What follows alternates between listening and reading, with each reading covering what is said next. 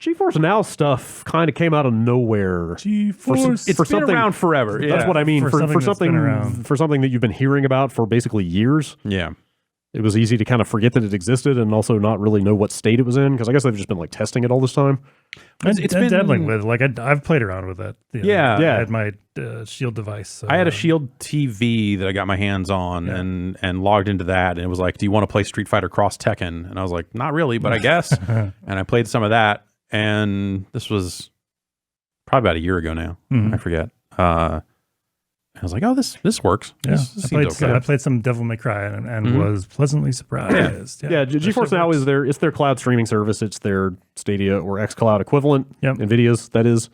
But they have just kind of out of nowhere rolled it out as a proper service that you can get into now. I think they maybe realized, like, hey, if we put a marketing push behind this is the thing people keep saying Stadia should have been, and we've been running it this way for a long time. Especially in light of what Stadia is and where it's fallen short. Like, this sounds kind of amazing. I don't want to get ahead of ourselves because we haven't tried it, but like we literally have tried it. We haven't tried a while ago. This new iteration of it that's got this library integration. But the big claim to fame is that you can integrate your Steam library with it and just play the games you already own. And you play also, I think. The quote is.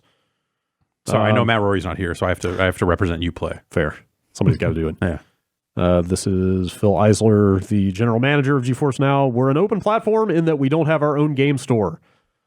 Gamers told us in an early beta that they didn't want us to have our own game store. They just preferred we support existing stores. So we support Steam, Uplay, and others, as well as 30 free-to-play games. I don't know what others means exactly.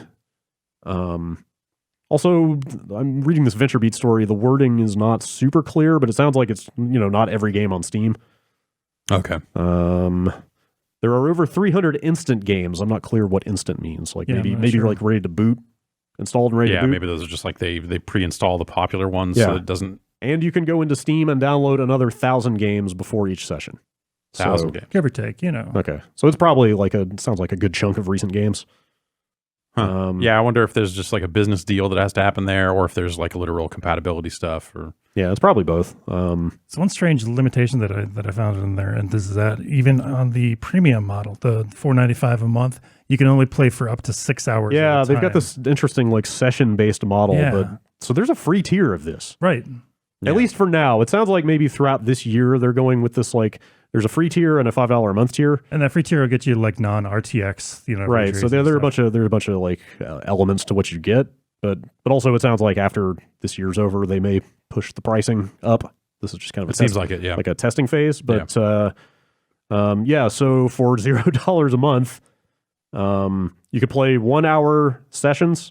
So basically, it sounds like there would be like a queue situation. You might have to wait in line. Weird. You get your session, and then you have 1 hour to play, and then you probably get booted to the back of the line again. Mm-hmm. Also, it sounds like that's on like a Pascal card, like a GeForce like 1080 generation card.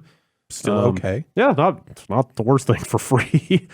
And then if you pay this $5 a month, you get what they call priority access, which I think means you don't wait. You can play, like you said, up to 6 hours at a time, and they have upgraded their data centers with RTX cards, so you get ray tracing and stuff. What devices is this available on? Yeah, so that was the thing. Is like because I was using a Shield TV, and it seemed like that was the only way to do it, or like NVIDIA's devices. Yeah, so PC, Mac, NVIDIA Shield, Android, and that's it. Now. Chromebook coming. Yes, they are going to add Chromebook support. But yeah, like no other set-top boxes, no iOS yet, which is all kind of disappointing. So Apple, you remember when the Steam app got delayed, all this other stuff. Like I think Apple just hasn't really figured out what they want to do, or they are being overly restrictive on some of this stuff. Whereas Android, kind of anything the Wild goes. West. Yeah. Speaking Speaking of the fucking Wild West, did you see this? Did you get a press release from a company called Rainway last week?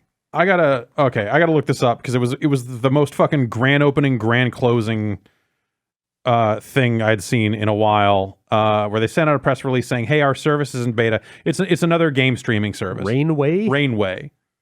And they are out on iOS. Huh.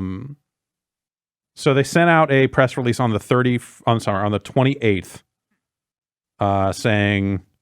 You can play PC games on Xbox because Rainway is now available on in the Microsoft Store on Xbox One and Windows 10. Weird. And you can kind of put anything on that store, right? well, yeah, within reason. And basically it was just like, hey, you can, there's a bunch of PC games here, Journey, Shenmue 3, Detroit, Neo, whatever. So that was the 28th. On the 31st, they sent out the same press release again. Hello, if you've reached out to us or covered our Rainway for Xbox beta release, thank you. The overwhelming response we've received has been incredible. Unfortunately, due to unexpected circumstances, Microsoft has asked us to remove Rainway from the App Store. We are continuing to work with Microsoft to bring Rainway back to the Xbox. Thank you. So I assume Microsoft, and it's not the first time that there's been something put out onto the Xbox version of their App Store that then Microsoft's been like, wait, what? Well, yeah, I'm sorry. You do emulate? Hang on. Yeah. And so I assume that's what happened here. But yeah, we'll see if that ever makes it back on there. Anyway, sorry to sidetrack you. No. That was a silly thing. Yeah. I hope they get this iOS stuff sorted out, obviously, because that's a huge chunk of the mobile market. But this thing sounds like kind of what people will actually want. Right. Yeah. In fact, he says he's got like a pretty good line in here. We want to be the destination for PC gamers when they go to the cloud. If you're heavily invested in the Xbox ecosystem, you might as well get xCloud. Heavily invested in PlayStation, you might as well get PlayStation Now. If you're heavily invested in PC gaming, you might as well get GeForce Now. That's what makes sense to us. Which that's a very sensible line. Totally. Yeah. It's just like, hey, if you're in this ecosystem, there should be a streaming service that accommodates that without a bunch of extra hoops to jump through. Yeah.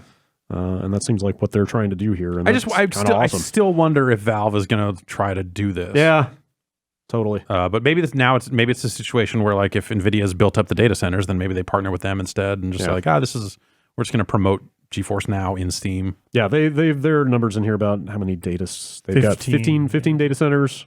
I think it's like 9 in the US and 6 in Western Europe right now. I guess that doesn't sound like that many compared to Microsoft, or Google or whatever, Amazon stuff. But they claim that it's fine. They say that they're targeting like 20 millisecond latency. It's fine. It's fine.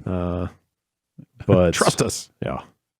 Yeah, I'll give that a fresh shot. Yeah, like I said, it's cool. It sounds like when I tried Street Fighter Cross Tekken and whatever other handful of games they had as part of their like free beta thing. Mm-hmm. I was like, this was for the price I just paid for this, which was $0. This seems to work a-okay. Yeah, I was impressed with that. And that was a while back. So, they also say that the games will run between 60 and 120 frames a second. Cool, depending on the game. Wow. So yeah, this thing all of a sudden seems like a pretty big deal in that space. Definitely does not help this Stadia story that was going around last week. Yeah, came out of an interview with Games Industry. Essentially, like basically there's like kind of a hubbub in the Stadia community about the lack of communication from Google, about what's going on with the service, lack of announcement of new games, et cetera, et cetera. And in this interview, they more or less said like, hey, it's up to the people who make the games to announce games on Stadia. Although they do say that more info about exclusive games is coming. They're not wrong. I mean, they're not. Right. Like, they can't go out and announce other people's games, obviously, before they're ready and that kind of thing. But still. One would have thought, well, maybe they probably did have a cadence of information and news planned, and then a bunch of games got delayed, right? I mean, there's that. Like, Doom would have come out. Right. Like, I assume Doom Eternal is still on track for a day one Stadia release. Probably. But old Doom isn't on there. Oh, God. And they've used that as part of their beta testing stuff. How did that not materialize? Anyway, yeah. What is Stadia? This GeForce stuff really does not cast the Stadia thing in a better light. Yeah, well, I think the thing with the Stadia stuff is that there's just, like, okay, the game announcements, whatever. Like, of course, like, yeah, you know, the partners announce the games. That's just how it is. But platform updates and, hey, here's what we're working on, and hey, we hear you, and like that sort of stuff seems like the thing that, you know, going and reading some of the people complaining about Google's lack of updates and lack of information. You know, you have a lot of people saying like, hey, I thought they were going to do weekly updates, and then suddenly it became monthly updates. Now where are we? Right. Like yeah, it just seemed like there just was not a ton of information to give. and presumably a dwindling number of people. They're coming up on their 3 month. Right. Like people are going to time out on their 3 months of Stadia Pro. So one would assume they would try to make one last big push of announcements or something right before people have to decide if they want to keep this service or not. Did you turn off auto renew? Did you ever find a way to do that? As part of, so when they sent out stuff for review stuff, I have a year. Oh, okay. Okay. So I still haven't found a way to do that. Yeah, I've just got to keep an eye on that reminder on my phone to make sure that it doesn't roll over. I mean, I assume if you cancel, it doesn't cancel you right then and there. It probably just lets you live out the rest of your days. I would hope so. Like, I never know with services like that. I'm always afraid to risk it because I'm afraid they'll just yank your access right then. Yeah, it'd be a real bummer if you couldn't use Google Stadia. I know. So I tried it the once to see if it worked. It did. It worked. It did. Yeah. It does what they say. Great.